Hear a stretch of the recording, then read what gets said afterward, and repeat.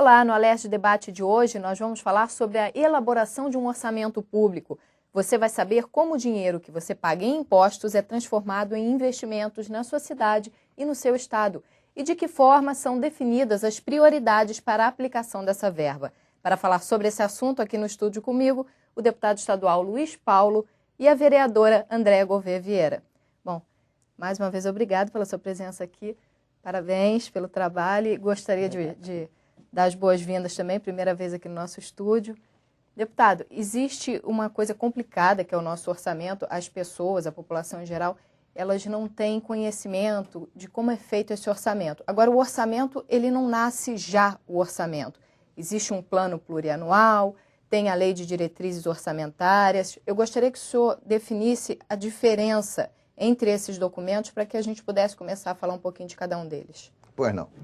Quando o governo é eleito e toma posse, ele tem obrigação de preparar para o ano seguinte, para durar um quadriênio, o que nós chamamos de PPA, o Plano Plurianual. Quer dizer, é como se fosse uma proposta de governo para os 4 anos.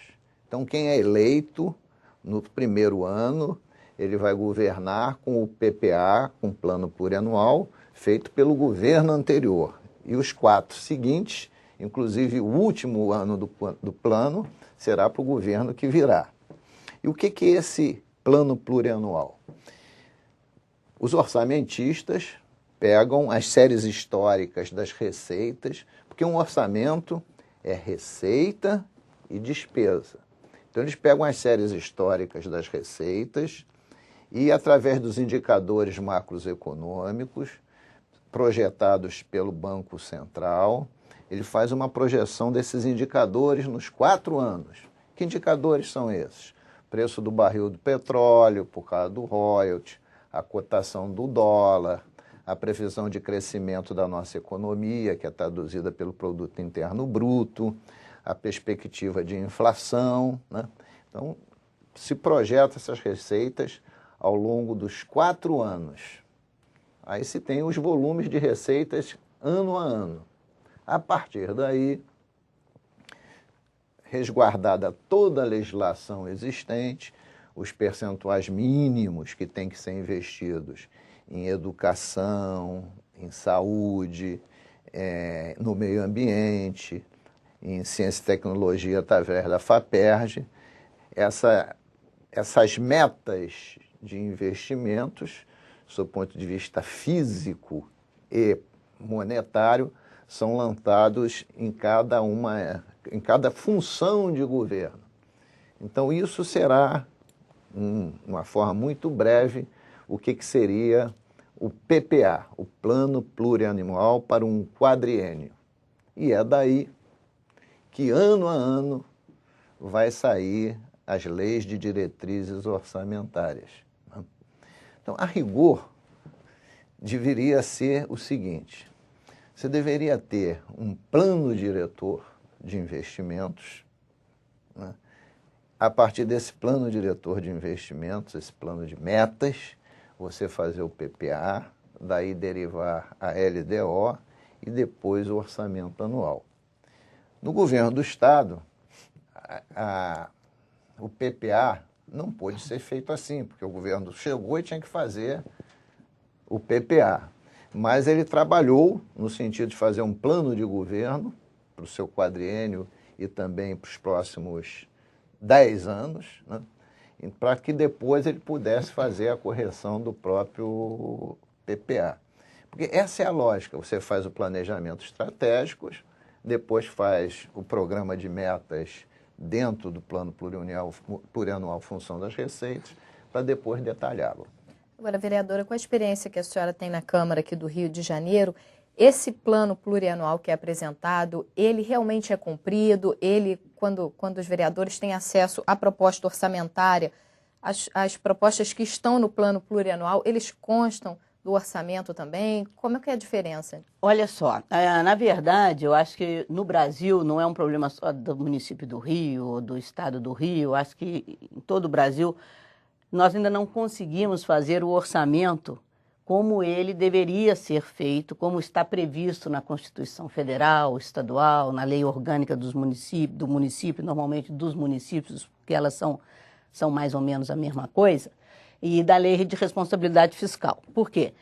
Por exemplo, os próximos prefeitos, né, que vão assumir ano que vem, eles vão chegar e o que eles deveriam estar colocando dentro desse PPA? O que deveria ser esse PPA? Ó, eu estou recebendo a minha cidade desta maneira, com esses indicadores. Eu tenho problemas esses na educação, meu indicador na saúde é esse, meu indicador no transporte é esse, né? Indicadores são os dados, né, relativos à educação. Por exemplo, qual é a nota dos meninos na minha cidade em português e matemática? A nota é baixa, a média é 3. Muito bem. No meu PPA, que é o meu plano de governo para os próximos 4 anos, para o ano seguinte e mais 3. O que eu quero? Eu estou recebendo a cidade assim e vou deixar a cidade assim.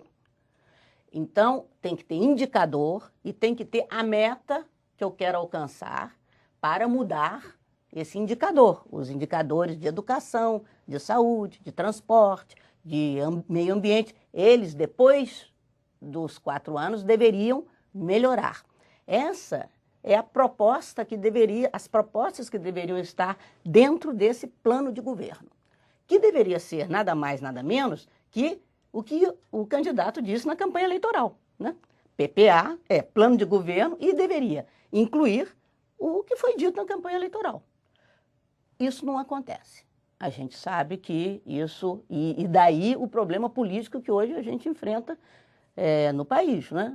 Há uma diferença entre o que se diz numa campanha e o que se faz quando se assume o governo. Então, o PPA, ele deveria ser feito junto com a população, com indicadores, com prioridades e regionalizado, por região. Não é uma invenção, está na lei, está na Constituição.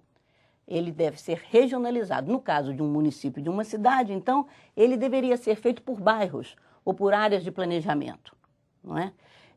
Deve conter as metas e deve conter a prioridade e deveria conter a responsabilidade, a responsabilização do gestor de cada uma daquelas metas que o PPA inserido dentro do PPA. Por quê? Você precisa de saber de quem que você vai cobrar. Cada programa tem que ter o seu gestor. Então, isso é o contrato que a autoridade que foi eleita deveria fazer com a população. A nossa vida pública, ela está dentro do orçamento. Quando você faz um contrato com uma companhia telefônica, você compra uma prestação, você faz um plano de saúde, você tem um contrato, não é? Entre quem é que vai prestar o serviço, né? E você dá lá o seu dinheiro para você ter o serviço de volta. A vida nossa, pública, devia ser a mesma coisa. É um contrato da pessoa que você elegeu e que vai te apresentar e você vai assinar embaixo através do seu legislativo, que é quem aprova essa proposta do governo. Então, o PPA é o começo de tudo. Se não for bem feito, se não tiver sentido, se não tiver planejamento, nós teremos uma administração que não vai funcionar, porque cada ano dessa administração é uma parte desse PPA. Bom, eu vou pedir só um minutinho para vocês, que a gente vai para o intervalo. O Alerj Debate volta em 1 minuto, fique com a gente.